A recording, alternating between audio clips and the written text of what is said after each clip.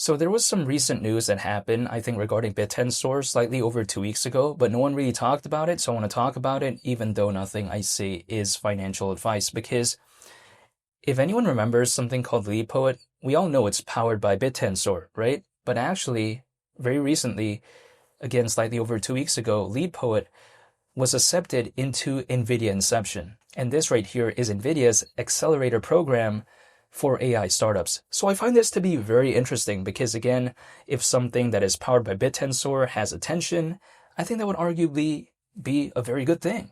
Because, again, why would it not?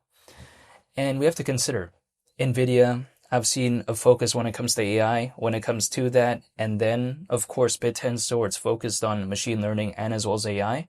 So I think it's really cool seeing this, even though Lead Poet is by no means the most popular, right? I mean, a lot of people have never probably heard about it, but if they're accepted into NVIDIA Inception, that would be really cool, and I think that's a pretty awesome achievement. Bittensor is not the most flashy project out there. It's not the most interesting, according to some people, even though it's actually a top 40 project within this space as of right now in terms of market cap. But besides that point, it may not have that mainstream sort of recognizability, but I think it's really doing amazing things behind the scenes, which is why I'm still a fan.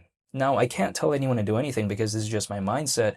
However, TAO, sometimes people like to tell me, well, it's not going to do anything during a hypothetical altcoin season. Well, here's my kind of perception.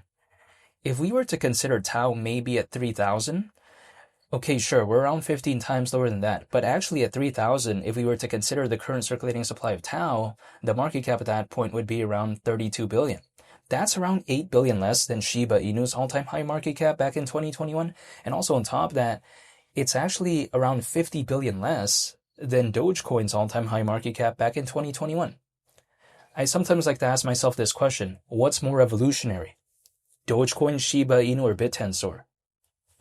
I mean, come on.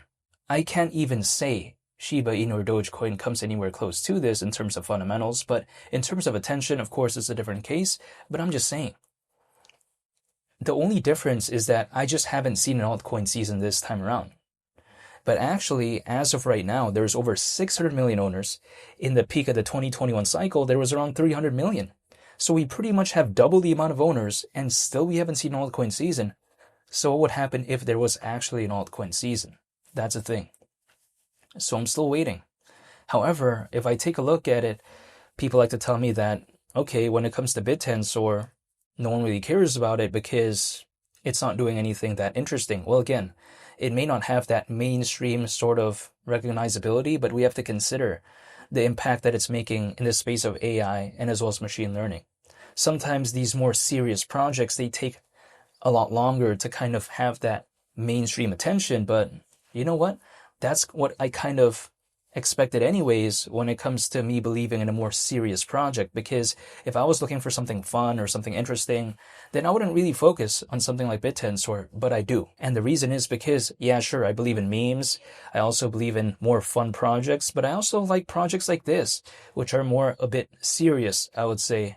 And I do like that. And not to mention TAO, it has really good listings. Like, I mean, it's not the best, but it's pretty good. And also, it's not like it's just a completely forgotten about project. If I take a look at the space of AI, as of late, right, it's been kind of showcasing a pretty robust sort of following.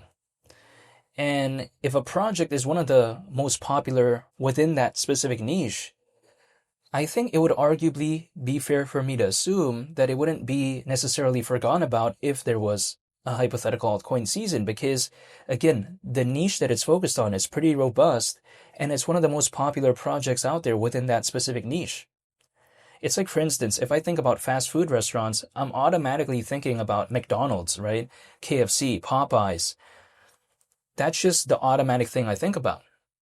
So when I think about AI, I automatically think about something like Bittensor as one of the options.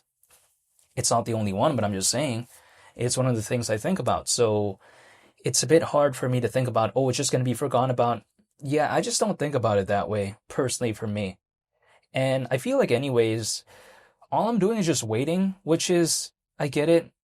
People like to say, oh, it's boring, but it's like the easiest part for me to do, I think. I think the hard part for me was discovering Bittensor. I don't think waiting is the hard part for me. If all I have to do is wait, then I'll wait. It's like, for instance, I've already kind of discovered the project. I've already been a fan of the projects that I'm a fan of. All I have to do right now is just, I guess, wait. Because I'll never be able to know when there could ever hypothetically be an altcoin season or when it could ever start, let's say. It's just all out of my control. But the only thing that's within my control is just waiting. It's like, okay, I'll wait. That's it. How long am I going to have to wait? I have no idea, but I'll wait. That's it.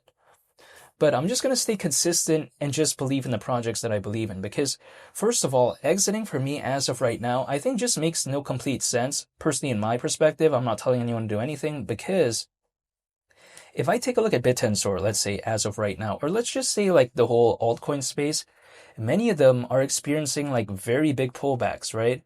Like for instance, if I take a look at Bittensor, market cap is around 2 billion. I've seen these ranges at times back in 2025 when it comes to TAO, at points in 2024. And it's kind of like, do I want to exit at those relatively speaking low points and just lock in all of the downwards movements? I think arguably it's not something I want to do because I don't want to realize all of it.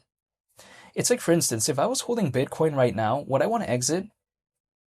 If I have no need to, I wouldn't just do it for the fun of it. Like, why? I just don't get it. I'm not just going to leave because I'm bored or I'm not excited. No. Personally, for me, I knew that the journey was going to have to be relatively pretty long anyways because I am dollar cost averaging once a month. It's a kind of boring thing to do and it takes quite a while. But personally, I don't want to just leave when things are like really low. Why would I do that? But again, I'm not telling anyone to do anything.